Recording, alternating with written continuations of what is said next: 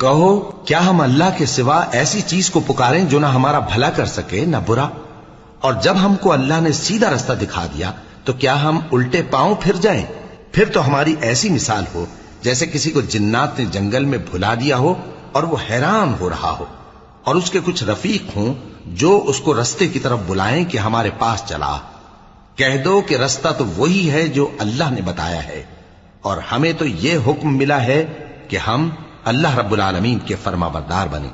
اور یہ بھی کہ نماز پڑھتے رہو اور اس سے ڈرتے رہو، اور وہی تو ہے جس کے پاس تم جمع کیے جاؤ گے، اور وہی تو ہے جس نے آسمانوں اور زمین کو تدبیر سے پیدا کیا ہے، اور جس دن وہ فرمائے گا کہ ہو جا تو حشر برپا ہو جائے گا، اس کا ارشاد برحق ہے، اور جس دن سور پھونکا جائے گا اس دن اسی کی بادشاہت ہوگی، وہی پوشیدہ اور ظاہر سب کا جاننے والا ہے۔